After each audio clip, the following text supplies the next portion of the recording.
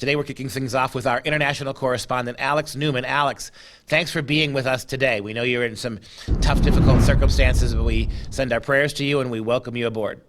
Thank you, Duke. It's great to be with you. Really appreciate it. So we have an interesting story here today about the typical stuff, right? Over and over again. In order to integrate the new world order in the public schools, in order to destroy whiteness, we have to discriminate, and discriminate hard against non-minority kids. And so take a look. Let the video be our introduction to this.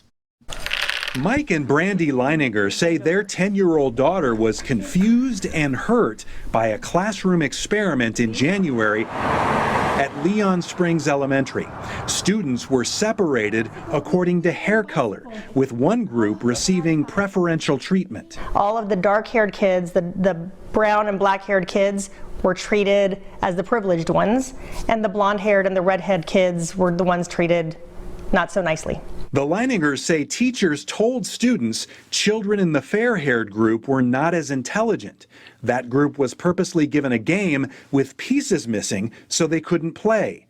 And they were made to clean up after the other children. She was hurt. Her friends, and she named to the principal and to the district officials names of her friends that were crying. Fifth graders were also shown a Spike Lee documentary called Four Little Girls about the 1963 bombing of an Alabama church. The film includes graphic autopsy photos of the girls' bodies. The teacher says she fast-forwarded past those parts, but the Leiningers say the children in their daughter's class did see the photos. The things that she said that she skipped over, my daughter was able to describe to us to a T. So that night, our daughter was unable to go to sleep in her own room. She was scared. Well, it's another example of the schools using harmful and degrading and traumatic propaganda and indoctrination to do what we know they are doing, trying to divide children by race, trying to divide children along this Marxist idea of the oppressor and the oppressed.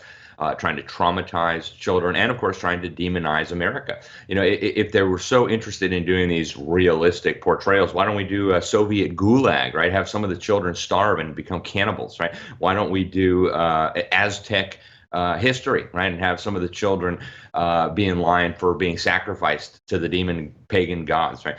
It's nothing to do with trying to teach segregation, and everything trying to do with promote Marxism and traumatize these little kids for subversive purposes. It's unfortunately what we've come to expect. And I think I love the word that you use, traumatize, because this ties in exactly with what's going on in the sexualized classroom in the public schools. Why graphic sex? Why more and more shockingly outrageous pornography in the public schools? Well, to traumatize kids, right? Not to teach them about sex. It's the same thing with race now. What they're doing is they're seeking to leave deep scars on their children's psyche by showing them and introducing them to the most grim and shocking kind of ideological media they can, so that these kids never ever forget the sexual or the political messages that these out-of-control teachers want to force upon them. That's exactly right, Duke. And, we've said it many times on this program right here and in writing and in the special issues we did for the New American Magazine. The purpose of this hyper-racialism, this race-mongering in the classroom, has nothing to do with, studying history that happened 60, 70, 80 years ago, or even, over a century ago. It has everything to do with promoting this Marxist idea that we're going to divide up society, we're going to divide the children into two separate categories, turn them against each other, and then use that to foment discontent and revolution, and eventually to build a new system. Yeah, this is calculated. And let's not reach back 60, 70 years, like you said, or to the Aztec Empire, or to the gulags of the Soviet Union. How about we show autopsy pictures of the tens of thousands of black people murdered in Chicago over the last 3 or 4 years? How about we go back to 9/11 and show what the victims looked like of the Twin Towers coming down? Why go back hundreds or 50s and 10s and decades when you can show them examples today? Of course, you know the answer to that sarcastic comment. It's because that stuff was perpetrated by non-whites.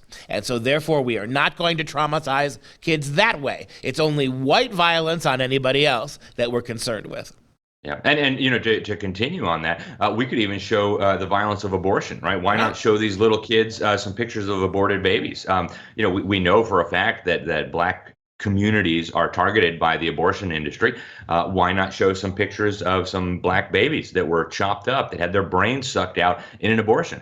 Because it doesn't serve the agenda. They want these kids to believe that abortion is great. They want these kids to believe that America is evil, that people of European heritage are evil, because it serves the agenda, it serves the narrative. And frankly, these teachers, it just goes to show you cannot trust them. They continually exhibit poor judgment. The school administration said, well, some parents thought it was okay. It's grotesque, and it needs to stop.